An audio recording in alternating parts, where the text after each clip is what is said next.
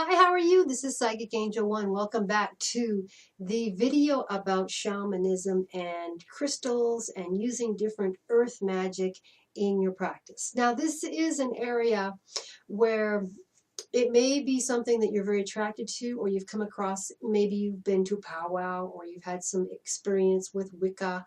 Maybe you've been to ceremony.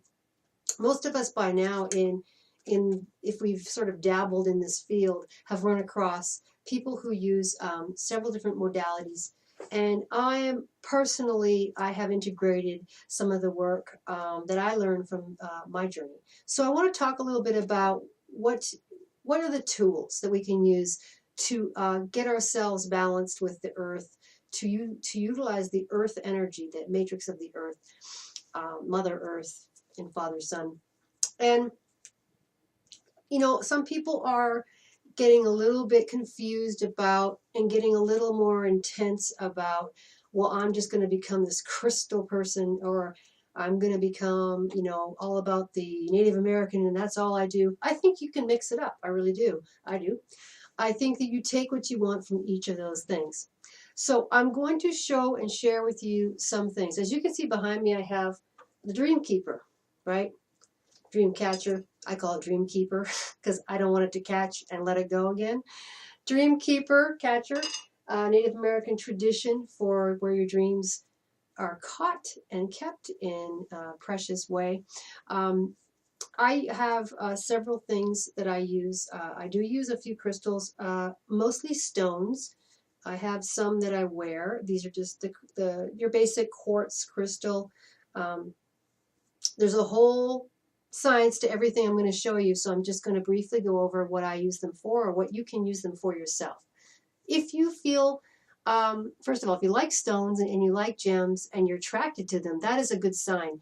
In the field that we're in, part of gathering your knowledge and part of learning and growing into the magic of it, because this is a magical thing, is to intuitively be able to start to pick up objects that you're attracted to. You might be a person that likes working with candles, all right? And I think they are extremely potent and powerful, but not everybody can get candles. Are a little bit of a liability sometimes.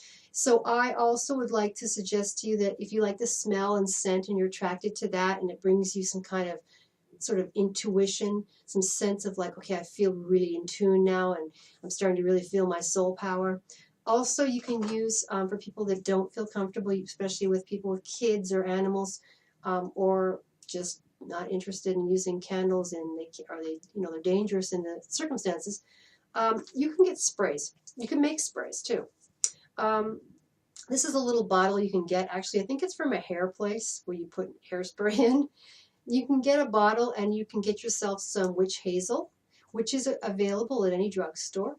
And that, or some water, or whatever you would like to put in as sort of a carrier of oil.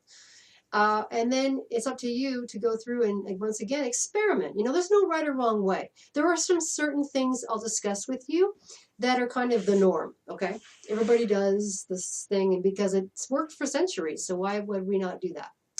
So you can use the spray, for instance, in lieu of using a smoke from smudging, okay? Sage, or a different type of native grass. Again, they have magical properties. Sage is generally used for clearing off negative energy, bringing in positive energy. It's a very powerful tool. But if, again, you're not comfortable, you can use the sage spray. You can probably, I found that you can purchase these the same place now. They're fairly easy online to get a hold of. So you'd want sage oil, or you might want sweet grass oil. And you can order those up. Again, everybody's different, but I happen to be very attracted to these things along my path, okay? I didn't start off with them. This is kind of later on. Okay, so again, just to recap, if you feel that you're attracted to certain elements of the earth, water, fire, rocks, gems, feathers, anything that you feel connected to has a message for you, okay? in the world of shamanism, everything talks. Okay, all the animals are telepathic. And that's another whole section we'll talk about another time. But at this particular juncture, I want you to trust your intuition and always keep your eyes open for objects, because the objects are kind of like those video games. You go along, and if you've ever played the silly little video games, they have a time where you hit a certain object and it turns into little diamonds and stuff. Well, it's kind of interesting because that's kind of how I see the path of this opening up for you, this enlightenment, okay? It becomes a magical world when everything has meaning. Everything that should have meaning has meaning, okay? Feathers, birds, animals talking to you, the weather, those things are all magical, and they have been, especially to the native and indigenous people. So part of shamanism is getting back to the earth. You have to go to shamanism, you have to go to, or even if you're an urban shaman, you have to still go to the earth and work with earth, Mother Earth energy. Okay. So we've discussed a couple of different things. You can tune in and use the power of sage and other herbs in dry form. We can also use, to enhance ourselves, an oil or a water spray with the elements of herbs. All herbs, by the way, which is again a whole other lecture. All herbs are sacred, and all herbs have magical properties. Some are toxic, so you do want to do your homework.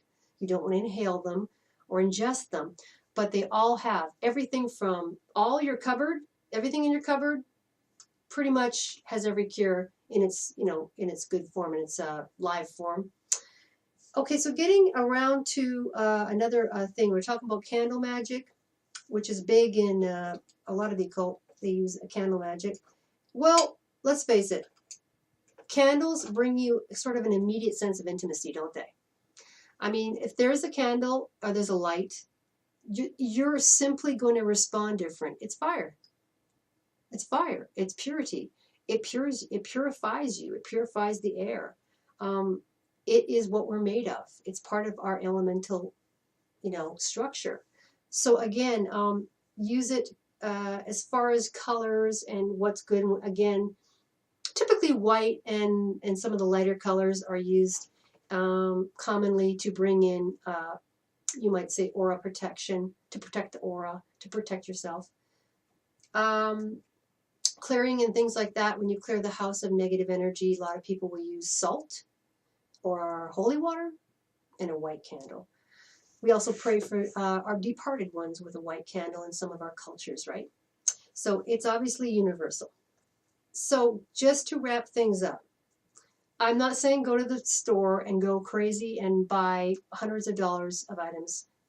That is materialism at its worst, okay? I would really like to teach you and walk you with this sense of finding the objects. This I learned from a Native American elder. This is what really you're supposed to be doing at the core of developing your earth magic, is really going to the earth and asking her. And it's sort of the same thing of looking for your intuitiveness and your predictions, your premonitions. It's all this sense of opening up Pandora's box and just going, let's just live a different perception. Let's just open up and see what is in door number 3. Okay. So have fun with all that. But like I said, don't go buying shelves of stuff. I want you to support our local gems and our local psychic shops and everything, but that isn't the way to get. You can buy hundreds of those things, and I've seen many people do that, and they load themselves up and say, it doesn't mean anything to me. Of course it doesn't. You have to have a relationship with the item. Just like you have a relationship with a wedding ring. You get me, girls and boys? Sacred places, sacred ways that we protect ourselves. In this particular video, just talking about earth magic and the tools we use. Some people use pendulums. Some people use dowsers. They're popular.